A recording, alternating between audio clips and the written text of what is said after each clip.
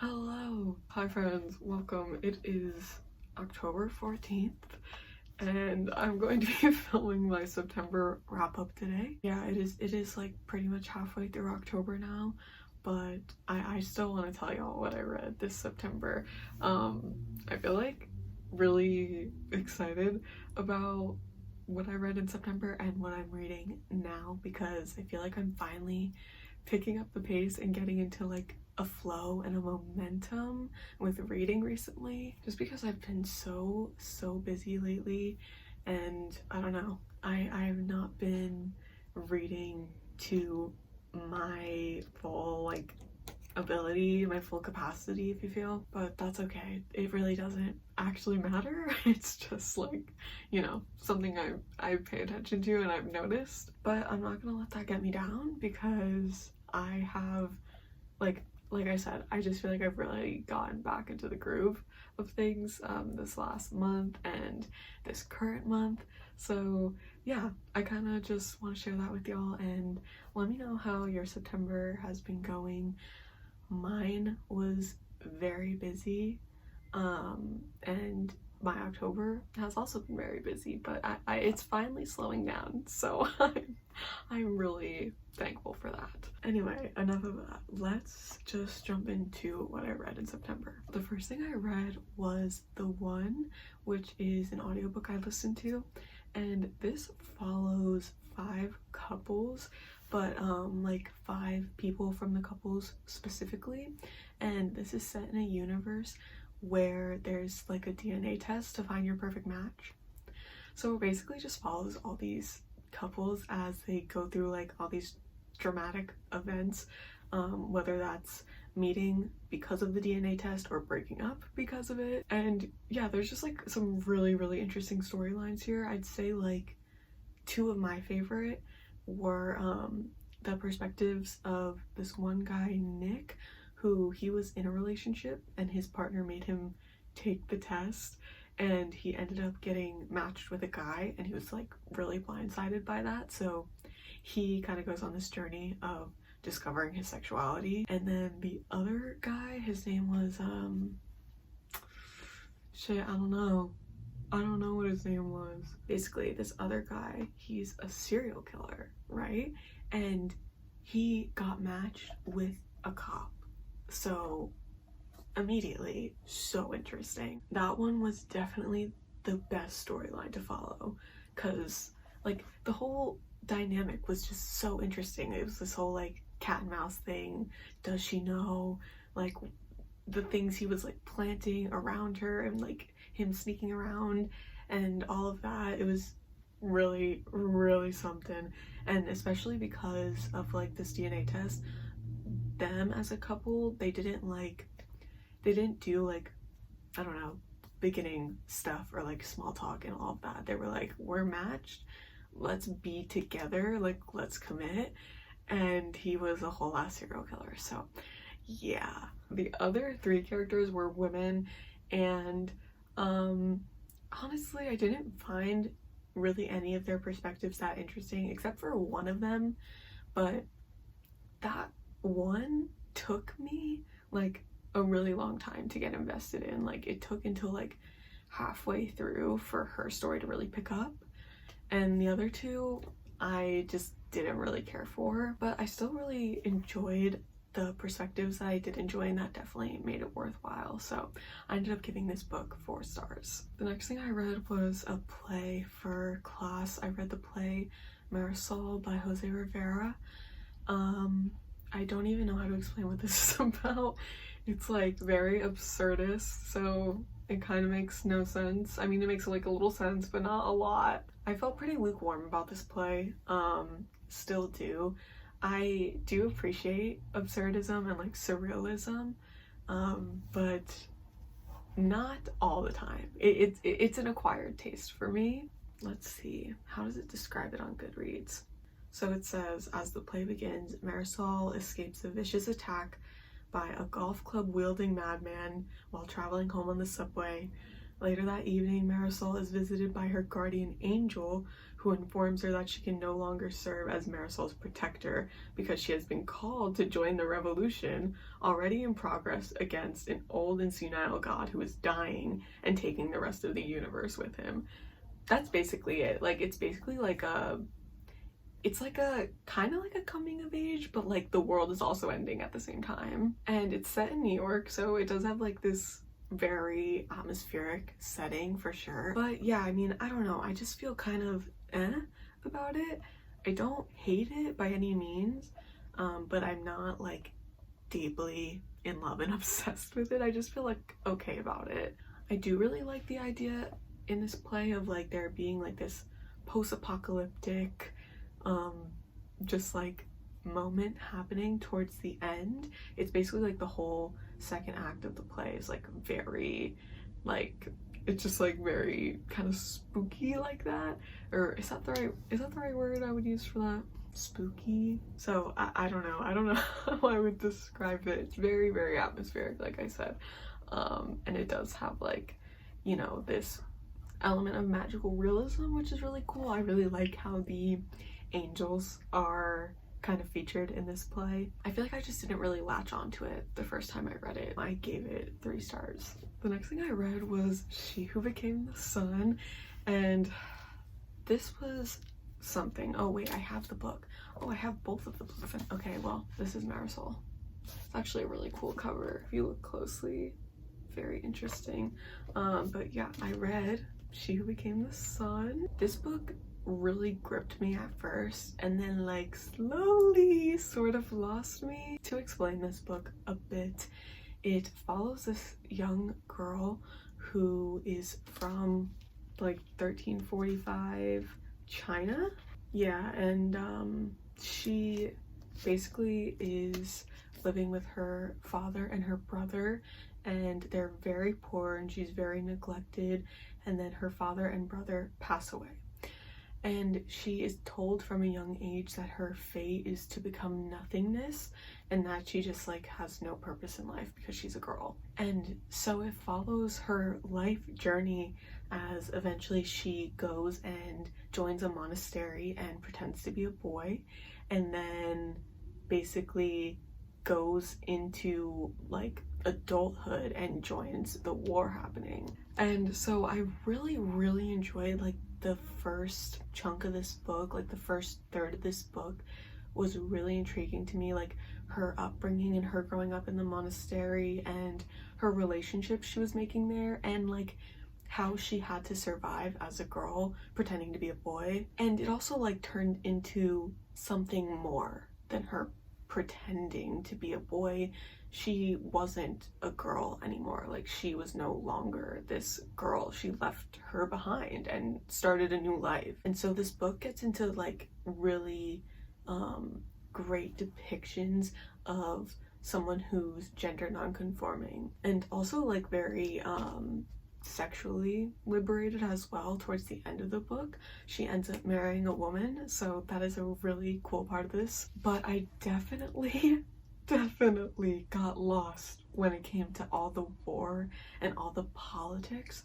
There was just like so many names and so many things happening and different sides to everything, and it became a lot for me. I will say it never like made me want to stop reading it. It was one of those things where even if there were some fine details I couldn't fully grasp, I still really liked it. Like, I really liked how it was written and just how it was bringing me along. Like, I just enjoyed it. I feel like the issue was that I really wanted to focus on the main character. Like, I found her and like her life and her story to be the most interesting part of it. So when it went to other people's stories, I just was not as interested. But I still really enjoyed myself, and the writing in this book was really good, phenomenal. I said in my reading session earlier that I felt like this book was one of those books that really was going to take me on a journey, and it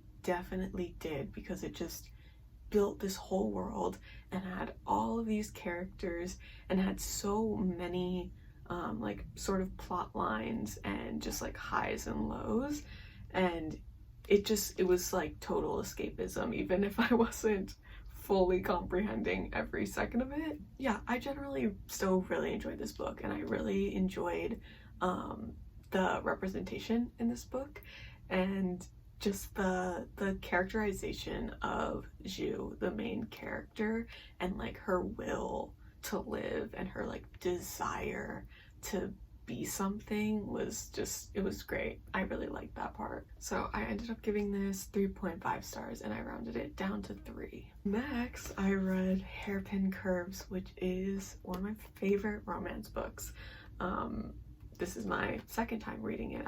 I reread it. I decided to pick this up because after reading She Who Became the Sun, I just needed something that I could read quickly, and that was just really lighthearted, and I wanted to read a romance book. I was just like so in the mood to read one, and I don't have any new romance books with me at the moment, so I decided to reread one, which I really love rereading romance books, and this one I read it like a year after I first read it, basically, so it was like a decent chunk of time, you know? This book centers around two best friends, or ex-best friends, who like haven't spoken in a really long time, but then they get invited to like an old mutual friend's wedding, and they decide to like road trip there together, basically. It like follows this friends to enemies to lovers trope, and it has the whole road trip aspect, which is so fun, and you get to follow them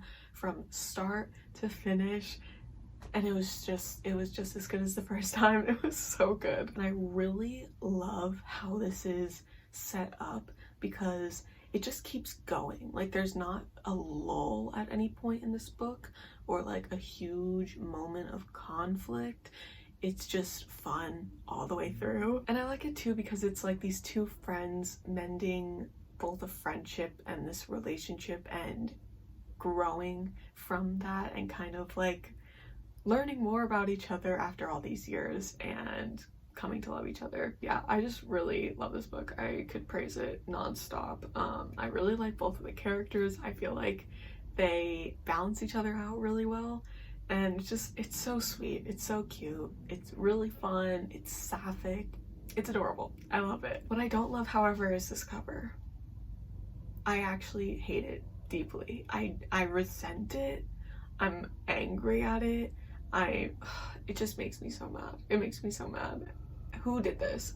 No, like who? I just want to talk. I have genuinely considered multiple times redesigning this cover just for myself because this makes me so angry. So that's like something I will probably do in my lifetime, not gonna lie, because this is revolting in my opinion. This is a prime example to not judge a book by its cover, because this cover is atrocious, but the book, the content, so good. I'm sorry to whoever designed this, but honestly you should be apologizing to me. Anyway, I ended up giving this 4 stars. It was a great time. Loved it. The next thing I read was a play for school called The Mountaintop by Katori Hall. So this play is really interesting because it follows Martin Luther King the night he's assassinated, and it follows him in his hotel room with a woman named Kame, and she is actually an angel. And at first you don't know that, or he doesn't know that. But eventually it gets revealed, and he's told that he's going to die that night, and it kind of follows him in a really like just a really human way of discovering that, and also like before that seeing how he would interact with a person and just like be a person, like going to the bathroom and chatting up someone and smoking a cigarette, you know? So I really liked that aspect of the play, that it was like so realistic in that sense. Like it really had both extremes of fantasy and realism. I also like that the author didn't neglect to mention other parts of the civil rights movement, like Malcolm X and the Black Panther movement. So it wasn't just about Martin Luther King. It just followed him, if that makes sense. And so yeah, he gets this news that he's going to die that night, and he actually like gets to like talk to God at some point, which is very interesting and is sort of like begging for more time, you know? And so you follow that happening, and it is very interesting. I just found myself really fascinated with the idea of like taking a piece of history and just kind of shifting it a little bit. I just thought the idea and the concept was really unique, really cool. I really, really liked it. And towards the end, you actually see as like he gets to see almost this transition of what the future will be like and like what's to come.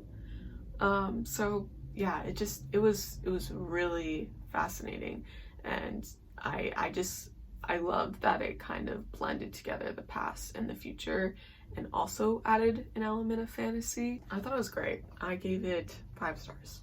The next book I read, I have right here, is The Southern Book Club's Guide to Slaying Vampires. Hi, me from the future. I lied. The next book I read was not that. The next book I read was Stolen Tongues, and I forgot to talk about it. But here I am. Honestly, I don't know what to say about this book. I gave it 3.5 stars. I rounded it down to 3. It's a mystery thriller. I thought it was pretty solid. I thought it would be scarier than I thought, because like I thought it was pretty hyped up for what it was, but I will admit it was scary in the sense of it being scary for something paranormal, because paranormal sort of mystery thrillers don't really scare me that much. I don't know. It's just not as scary to me as like something happening with human beings in thrillers and mysteries. I mean, it was happening to human beings, but the main thing was paranormal-ish. It was a little not paranormal, which made it interesting. I definitely enjoyed my time reading it, but I listened to it, so I don't think I got as great of an experience as I could have. Also, there was like a big reveal at the end that kind of pissed me off, so it was like one of those things that once I got to it, I was like, really?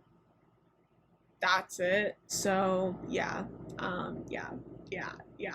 Anyway, those are my thoughts.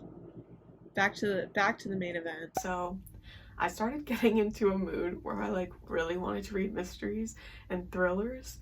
And I was gonna like save it for like a little later in the like season, you know, where it's like October, more spooky, Halloween kind of vibes, you know, but I was like, who cares? Like, it's not like the weather here where I am is gonna change much anyway, so I'm just gonna pretend that it's fall, you know? Anyway, so this follows our main character, Patricia, and it kind of gives like Big Little Lies energy if there was a vampire, you know? That's actually exactly what it's like, because it follows this group of women who are essentially just kind of archetyped as these housewives in the 90s, and they have a book club where they read like true crime novels, which is like very, I don't know, like taboo and strange of them, because I don't know, they're these women who I don't know, are supposed to not be interested in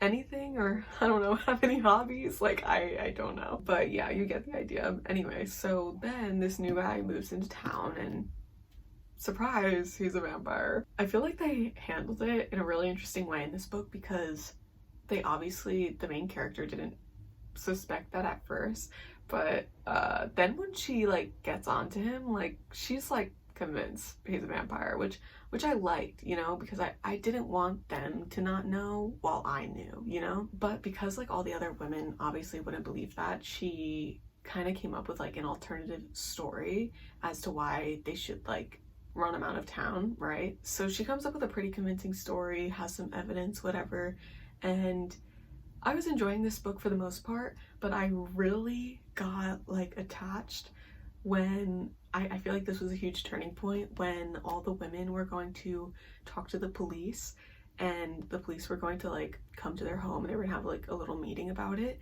but instead all of the husbands show up and literally stage an intervention. I can't even tell you like how actually mad in real life I got over this. it was so messed up. It was so patronizing. It was just like, oh, it was so annoying. Like, there was not one man in this book that wasn't infuriating. After that, and kind of like during the whole thing, honestly, a lot of the women go back and forth between like being on the main character's side or not, which is very annoying because you're like watching this main character be like not believed by everyone. But eventually stakes just get higher and higher, and you know, slowly women start, you know, agreeing and siding with our main character, and things just get wild, like so much more wild than I could have imagined. There are some like very gruesome moments and scenes in this that are questionable to me. I'm not gonna lie, like coming from a male author, very questionable to me. And I can see also how it could be a commentary on these things, but also I don't know if they were fully necessary. It didn't really like hinder my experience, but it definitely like made me stop and think, like, why is this happening? Did this have to happen? Oh my god, this is so disturbing, you know? I will say though, like towards the end, things were like so rapidly happening. I was totally like gripped. I just thought it was so compelling, and I just got like addicted to it. It was so good. I definitely feel like this author did a good job of like writing a vampire into a story like this, where it's just like very based in realism. And you know, like I was thinking going into this, like, how is the vampire aspect going to be approached, you know? And I feel like he did a good job at working it into the story in a way that made it believable, but also like unbelievable to the characters who weren't very close to him or didn't have our perspective as a reader. Yeah, I just gotta say, there were definitely some questionable moments in here. Like, there are some scenes in here that are burned into my mind that I would like to not be. That's all I'm saying. Like, but that's not necessarily a bad thing, I guess, with a book like this. So yeah, anyway, I still really enjoyed my time reading this, and I gave it 4 stars. Okay, so we are down to the last 2 books, and this next book I read for school also. It's called Notes on Directing. I read it for my directing class. I felt very middle of the road on this book as well. I gave it 3 stars. It basically, like, it was very easy to read. It's like leveled? What? It's labeled? Is that the word I was looking for? I don't know, but that's not what I meant to say. That's not what I meant. It just came out. It's so weird. Brains. Anyway, it's written in a way that's like numbered, so the whole thing is numbered, so it's very easy to read. It's like a list, and I found a lot of it to be very useful information, and I also found some of it to be like kind of repetitive and kind of like basic knowledge. It's definitely not useless information. Like, this is a great little handbook of notes on directing. It just, like, I don't know, it didn't blow me away, if that makes sense. But I definitely like learned a few things from it, or like I'd say I definitely like grabbed some information from it that I'll keep with me. But yeah, I just kind of felt lukewarm about it, and I gave it 3 stars. The last book I read in September was I'm Glad My Mom Died by Jeanette McCurdy. I am so happy I got my hands on this. I listened to the audiobook, which was great because she narrates it. I was so excited because I've been hearing such great things, and this completely lived up to the hype. Like, honestly, what can I say that everyone else isn't saying? It's just so good. It's such an honest, raw, authentic story. It's just very, like, I find it super admirable that she could write this and release it to the public. Like, it's just so intimate and so personal, you know. It's literally about like her family and her trauma and her eating disorder and her mental health, and oh my god, it's heavy, but it's definitely important material. I feel like something I really got out of it was all the talk about her experience with her eating disorder. I really appreciated that she opened up so much about that. I think that is just something really important for people to open up about and talk about more. She was very graphic and detailed about her experience, and I don't know, I feel like that's something that is very reluctantly revealed in the entertainment industry and in media, and I just thought it was really brave and also just very like kind to share that information. I also like, I'm thankful that I read this book because now I get to see her for who she is, and like I don't have this like predetermined image of her in my head, or this like, you know, this fabricated idea of who she is just because I saw her on a TV show when I was a kid. This really brought out her humanity and her strength. It's a huge testimony to her strength, and I enjoyed every second of it. I listened to it so quickly. But yeah, I thought this was great. I thought it was really impressive. She's a really great writer also, so I would really like to see her write more stuff, whether that be like fiction or nonfiction, or like, who knows, maybe another memoir in the future, because, you know, she's so young and she has put out a memoir, but I think it'd be cool to see like a memoir maybe when she's older about how her life has transitioned and changed. I don't know, but point is, it was fantastic and I gave it 5 stars. All right, well, that is everything I read in September. I feel like I had a pretty good reading month and I'm proud of myself. So please let me know if you read any of these books or just what you read in September in general. I would love to know and chat with y'all. And yeah, I hope you guys have a good October, and I will see you soon in my next video. Bye guys.